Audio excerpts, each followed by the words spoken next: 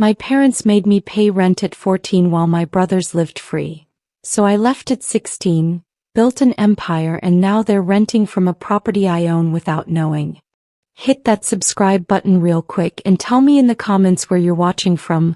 I'm always amazed by how far these stories reach. I was 14 years old when my mother slid an envelope across the breakfast table. Inside was an invoice. Rent, $400 monthly. Due date, the first of every month. My younger brothers, Robin and Devin, 11 and 9, sat there eating cereal like nothing was happening. My father didn't even look up from his newspaper. What is this? My voice cracked. I hadn't even started high school yet. You're old enough to contribute now, Connie, Mom said, sipping her coffee like she'd just asked me to take out the trash. You've got that job at the grocery store. Time to learn responsibility. My part-time bagging job paid $7.25 an hour. After taxes, I brought home maybe $600 a month, working every weekend and 3 evenings after school. They wanted 2/3 of it. But Robin and Devin don't pay anything. I looked at my brothers, who suddenly found their frosted flakes fascinating. Dad finally spoke. Boys need to focus on sports and school. You're different. You're capable. This builds character. His words felt like a slap. Different. Always different. The only girl. The darkest-skinned child. The one who looked like Dad's side. That night, I found Robin's new PlayStation 5 in the living room. $500. My first month's rent could have bought that. Instead, it bought my brother's fun while teaching me responsibility. I lay in my bedroom, the smallest room, the one that used to be a storage closet, and something inside me shifted. This wasn't about teaching me anything. This was about something darker I couldn't name yet. 3 months into paying rent, I discovered the truth by accident. I came home early from school, stomach bug, and found Mom on the phone in the kitchen. She didn't hear me come in. I know. But she's got that job money just sitting there. Why shouldn't it help with the house note? Mom laughed. Gary's truck payment was due. Plus, Devin needs new cleats for travel soccer. That's $300 right there. My rent wasn't teaching responsibility. It was subsidizing my brother's childhoods.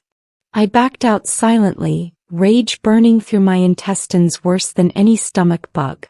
That weekend, I picked up a second job at a dry cleaner. If they wanted to use me, I'd use myself better. I opened a bank account at a different bank than my parents used.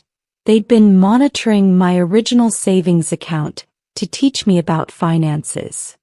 I watched them withdraw $200 once for emergencies. At school, I started staying late, using the library computers to research. Investing. Real estate. Business formation. My guidance counselor, Mrs. Madison, a black woman who always looked at me like she saw something, started giving me books. Rich Dad, Poor Dad. The Millionaire Next Door. Your grades are exceptional, Connie, she said one day. What's happening at home? I almost told her. Almost. But foster care scared me more than my parents' financial abuse. Nothing, Mrs. Madison. Just planning my future. She nodded slowly. Good. Don't let anyone steal it from you. My 15th birthday fell on a Saturday. I woke up to Robin and Devin fighting over the last waffle. No decorations. No cake. No acknowledgement. I'd worked the night before, closing shift at the grocery store, and stumbled into bed at 11. Mom was at the stove. Your rent's due Monday. Don't forget. It's my birthday. The words escaped before I could stop them. So, bills don't care about birthdays. Welcome to adulthood. She cracked eggs into a pan for my brothers. That afternoon, they threw Devin a surprise party. He'd made the travel soccer team, the one my rent money helped fund. Aunts, uncles, cousins filled our backyard. Catered food. A cake shaped like a soccer ball. I watched from my bedroom window as Devon opened presents. New cleats, a training equipment set, a tablet, gift cards totaling probably $500. I'd gotten nothing. Not even happy birthday from my father. That night my Aunt Helen found me in the kitchen washing dishes. She pulled me into the pantry, her voice urgent and low. "Baby, I see what's happening here. Your mama's got some demons she's working through, taking them out on you. How much they charging you?" "400 a month." Tears finally came. "They make me pay rent. Robin and Devon don't pay anything." Aunt Helen's jaw clenched. "That's evil. That's pure evil." She pressed $200 into my hand. "Hide this. Don't tell anyone. You hear me? Start planning your exit." By 16 I was working 3 jobs. Grocery store, dry cleaner, and weekend catering gigs. I slept 4 hours a night. My grades stayed perfect. Spite was a powerful motivator. Every dollar they didn't know about went into my secret account. I had $8,000 saved. Then Mom raised my rent to $600. "Inflation," she said simply. "You're making more now, so you pay more. That's how adult households work." Robin had just gotten a car for his 16th birthday. A used Honda Civic, but still, a car. I didn't even have my license yet because the classes cost money I was wasting on rent. "This is bullshit," I said. First time I'd ever cursed at her. She slapped me hard. My ear rang. "You ungrateful little," she caught herself. "After everything we've done for you. Roof over your head. Food in your belly. And this is the respect we get." Dad appeared in the doorway. "Pay the rent or get out, Connie. Simple as that." "She's 16, Gary," Mom said, but her tone was considering, not horrified. "So, she's practically grown. Working 3 jobs. Thinks she knows everything." He looked at me with something like disgust. "Maybe she needs to see how good she has it here." I touched my burning cheek. "You'd really kick me out?" "Pay your rent on time and we won't have to find out," he said. That night I researched emancipation laws in our state. I needed to be 17 or prove abuse and neglect. Financial exploitation of a minor was fuzzy legally, especially when they provided housing. I was trapped for another year. Unless I showed up to school with a handprint on my face. Foundation couldn't quite cover it. Mrs. Madison called me to her office immediately. "Who did this?" Her voice was steel wrapped in velvet. I walked into a cabinet. The light tasted like ash. "Connie." She closed her office door. "I've been a guidance counselor for 23 years. I know what abuse looks like. I know what exploitation looks like. And I know you've been working yourself to death while maintaining a 4.0 GPA. Talk to me." So I did. Everything spilled out. The rent since 14, the double standard with my brothers, the escalation, the slap, the threat of homelessness. She listened without interrupting, her expression growing darker. When I finished, she was quiet for a long moment. "I can report this. CPS would investigate. They'd deny everything. It'd make it worse. I just need to survive 1 more year until I'm 17. Mrs. Madison pulled out her phone. "I'm calling my sister. Monique runs a youth program for displaced teens. She has connections with a transitional housing program for working minors seeking independence. It's designed for situations exactly like yours. You could move out legally, keep working, finish school. There's a spot available." My heart hammered. "Really? You'd need to go before a judge, explain your situation. With your work history, grades, and documentation of the rent payments. Bring bank statements. You'd have a strong case for early emancipation. Monique would sponsor you, provide character testimony." Hope felt dangerous. "When?" "Court date could be in 2 weeks if we move fast." I spent those 2 weeks gathering ammunition. Bank statements showing $400, then $600 monthly transfers to my parents. Pay stubs from all 3 jobs. Report cards. A written statement from my boss at the grocery store confirming I'd worked there since 14. Aunt Helen agreed to testify, furious when she learned they'd raised my rent. I documented everything in a Google Drive my parents couldn't access. Screenshots of text messages where Mom demanded rent. A recording from my phone left running in my pocket of Dad threatening to put me out if I was late with rent again. In our state, one-party consent made it legal. Robin accidentally helped.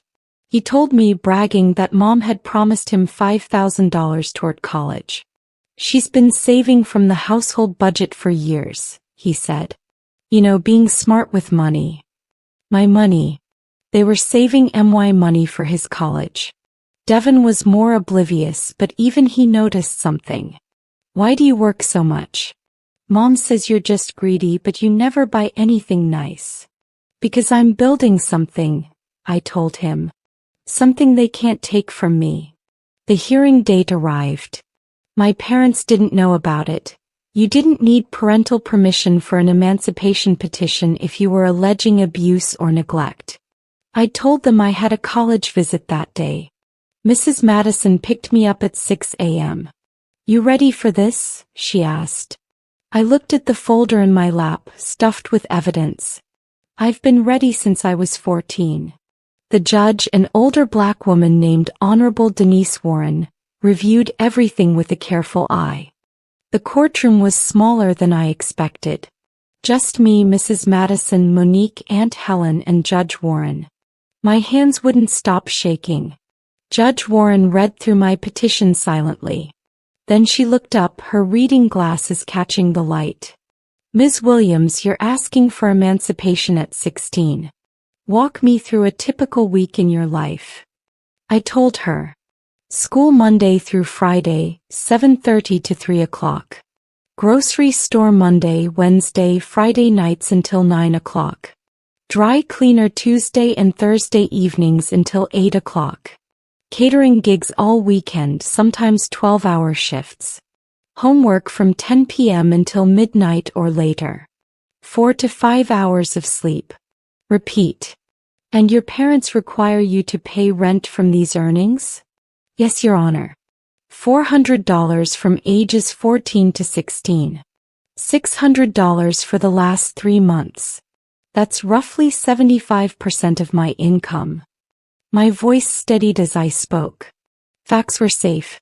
My 2 younger brothers pay nothing. They receive allowances, expensive gifts, and are promised college funds. My mother has told relatives she uses my rent money to pay for their extracurriculars and my father's truck payment. Judge Warren's jaw tightened. You have evidence of this? I submitted the bank statements, text messages, the recording. Aunt Helen testified about the birthday incident, her voice breaking.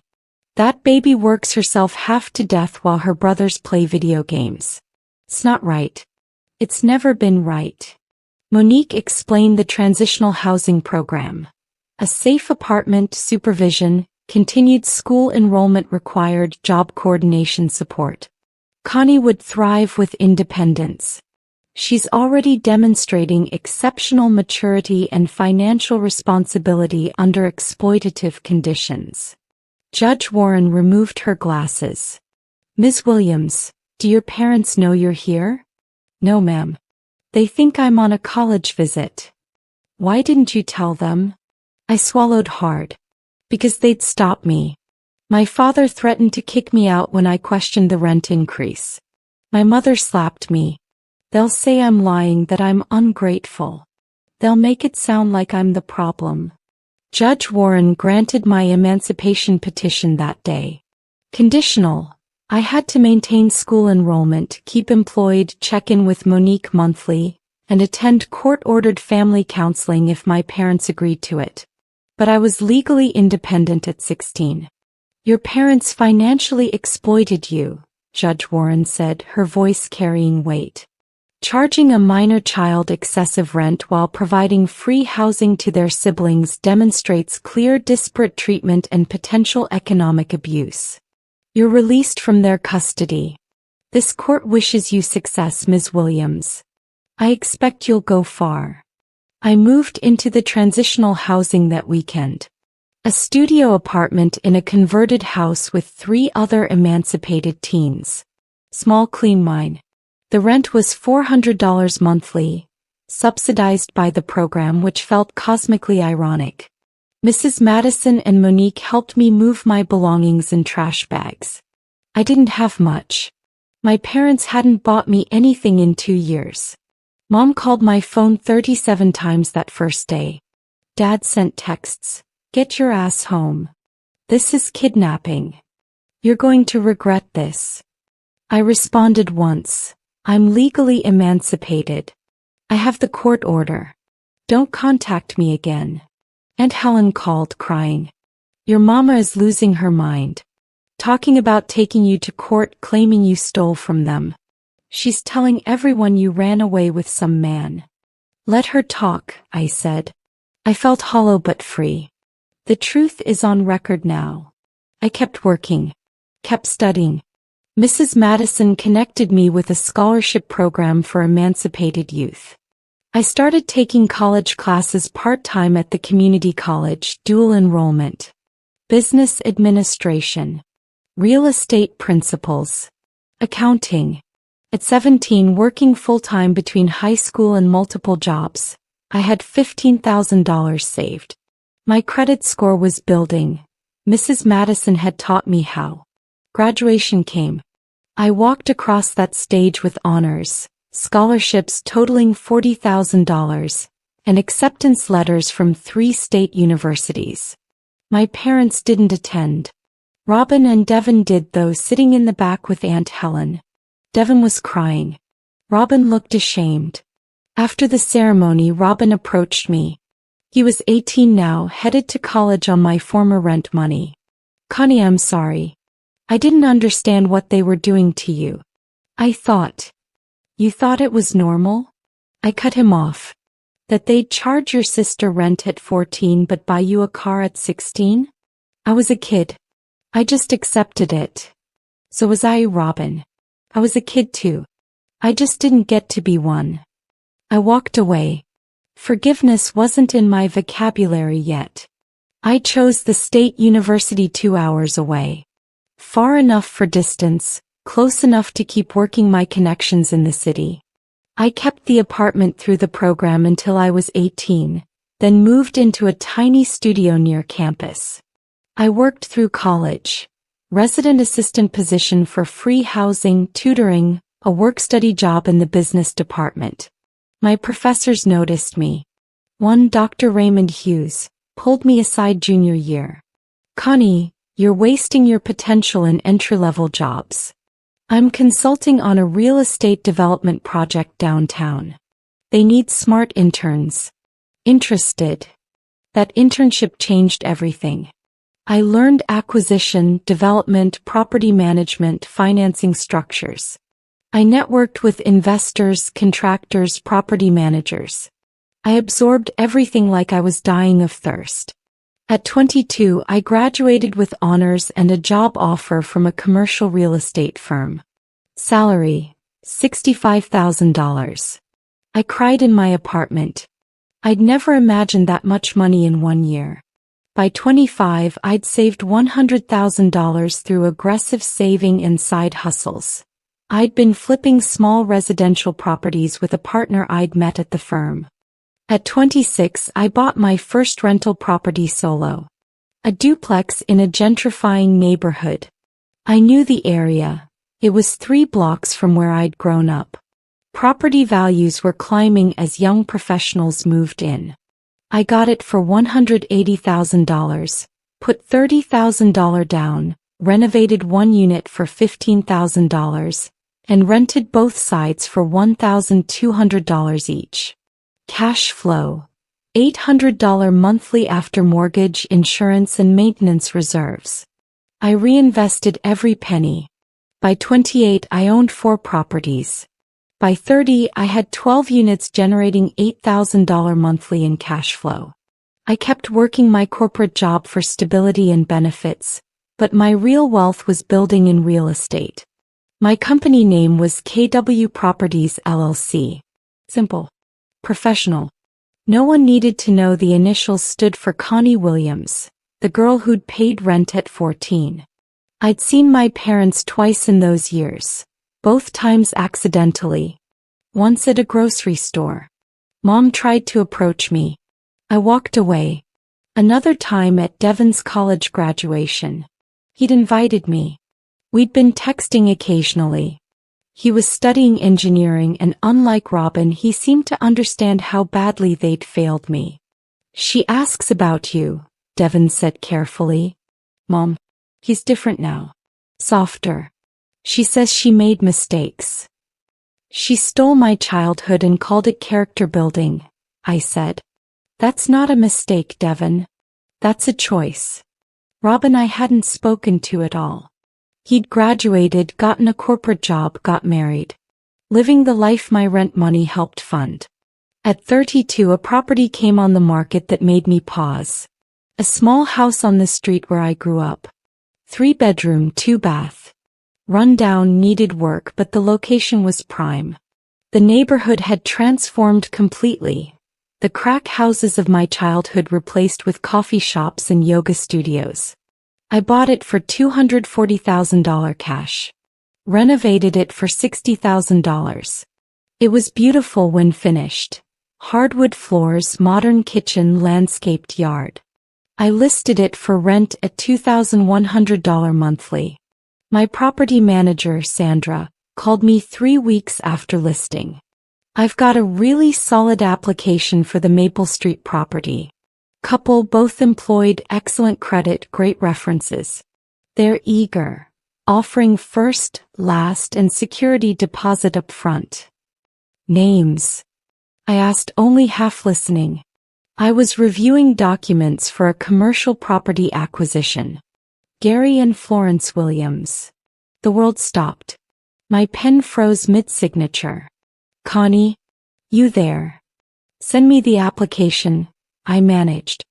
I'll review it and let you know. My hands shook as I opened the email. There they were. My parents. Dad was 60 now, Mom 58. His employment. Retired, pension income $2,800 monthly. Her employment. Part-time home health aide $1,600 monthly. Combined income. $4,400 monthly. They'd listed their current address. Our apartment complex on the edge of town.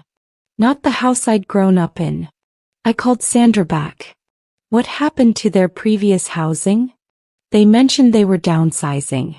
Their previous landlord confirmed they'd been good tenants for 3 years, but that property was being sold, so they had to move. They need something in this school district. They're helping raise a grandchild, apparently. Robin's kid. He'd had a daughter 2 years ago. I'd seen the photos Devon sent. A beautiful little girl named Aaliyah. I sat with this information for 3 days. My therapist, yes, I'd been in therapy for years working through the damage, asked me what I wanted. I want them to know what it feels like, I said. To have no control. To be at someone else's mercy financially. And then what? Dr. Morrison asked gently. After they know? I didn't have an answer. I approved their application. They moved in on a Saturday in October. I watched from my car down the street as the moving truck unloaded their belongings. Mom looked older, her hair fully gray now. Dad moved stiffly, arthritis probably. Robin was there helping and Devon and little Aaliyah running around the yard. They didn't know the house belonged to me. The LLC was registered to my business attorney's address. Sandra handled all communications. The lease was signed electronically. They'd never seen my name on any documents. I'd been their landlord for 6 months when Sandra called again. The Williamses' rent is late. First time. Florence called, very apologetic. said they had unexpected medical bills for the granddaughter. She asked about a payment plan. This was my moment. I could evict. I could make their lives hell. I could reveal myself and watch their faces as they realized they were living in a house their daughter owned, the daughter they'd exploited. How late? I asked. 1 week. Rent was due the 1st. She's asking if they can pay half now and half by the 15th. Medical bills were $3,000. Aaliyah had to go to the ER. I thought about 14-year-old me handing over $400 while my brothers got PlayStations. I thought about my 16th birthday washing dishes while Devin got a party. I thought about the slap, the threats, the years of sleep deprivation. I also thought about Aaliyah. A little girl who had no part in any of this. Tell them yes, I said. Payment plan approved. No late fees this time. But document that it's a one-time courtesy. You're being very generous, Sandra said, surprised. I had a reputation for being strict but fair with tenants. I'm being strategic, I corrected. But that wasn't fully true. The truth was more complicated. I could destroy them, but I'd become someone who built things instead. Destruction was their legacy. Building was mine. Month 9 of their tenancy, the hot water heater died. Sandra called to authorize the replacement. It's a same-day emergency. The tenants are home. The plumber needs access, but I'm stuck across town at another property. Can you meet him there with the key? I could have said no. Should have said no. But some part of me, the part that had been waiting for this moment for 16 years, said yes. I pulled up to the house at 2 p.m. The plumber was already there. I unlocked the door and there she was. Mom standing in the kitchen that I'd renovated in the house that I owned. He stared at me confused. Can I help you? I'm here to let the plumber in for the water heater. I kept my voice neutral. Professional. Recognition dawned slowly. Her hand went to her mouth. Connie. The plumber's in the garage. Water heater's this way. I walked past her. Dad appeared from the hallway using a cane now. He stopped cold.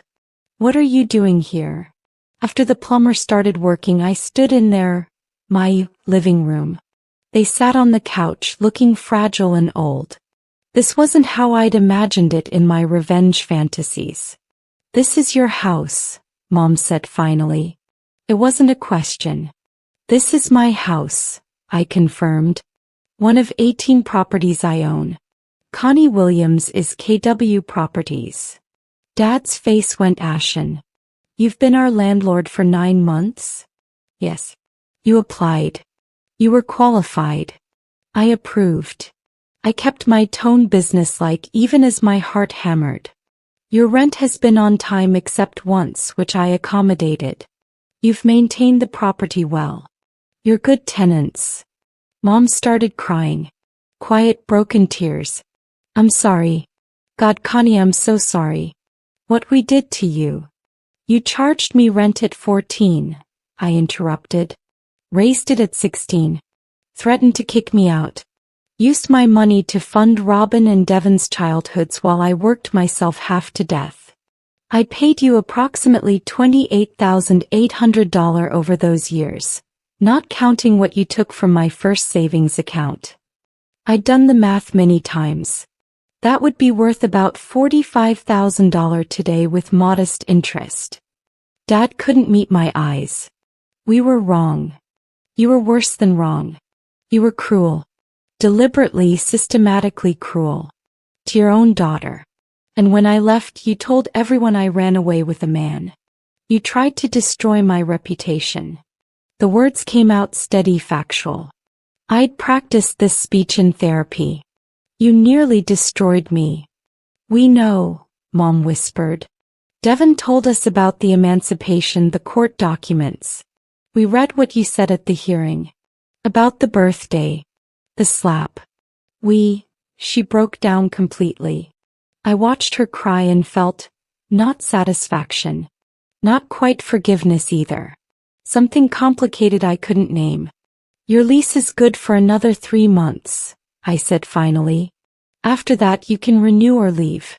Those are your options. I'll continue to be a fair landlord. I will not, however, be your daughter.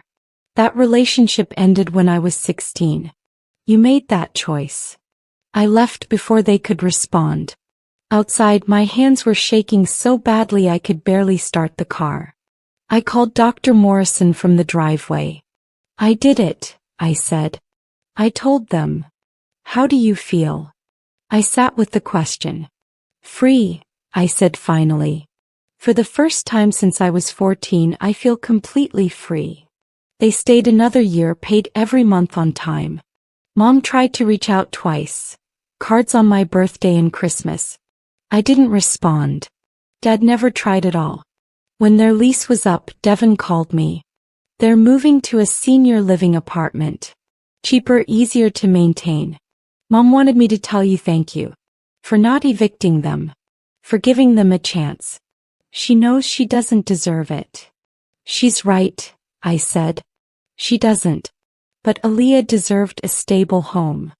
That's who I did it for. I'm 34 now. I own 23 properties worth approximately $6.2 million. My net worth is just over $2 million.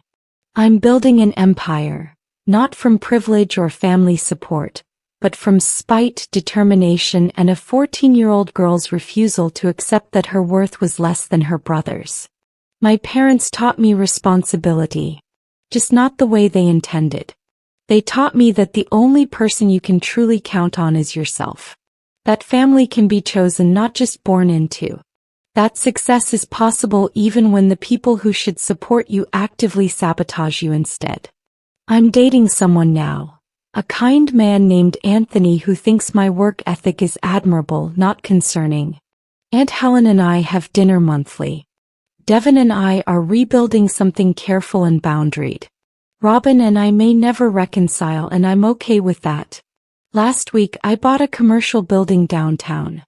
I'm converting it into affordable housing for emancipated youth. Subsidized units, job training, mentorship. I'm calling it the Second Chapter House. Because everyone deserves a second chance at childhood, even if it comes later than it should. My parents made me pay rent at 14 while my brothers lived free. They thought they were teaching me responsibility. Instead, they taught me that I was worth less, deserved less, mattered less. They were wrong. I left at 16, built an empire from rage and determination, and became my parents' landlord without them knowing. The irony is poetic. The healing is ongoing. The success is undeniable. And every time I collect rent from one of my properties, I remember that 14-year-old girl handing over $400 with shaking hands. I remember her pain, her exhaustion, her resolve. I built this for her. All of this. She survived so I could thrive.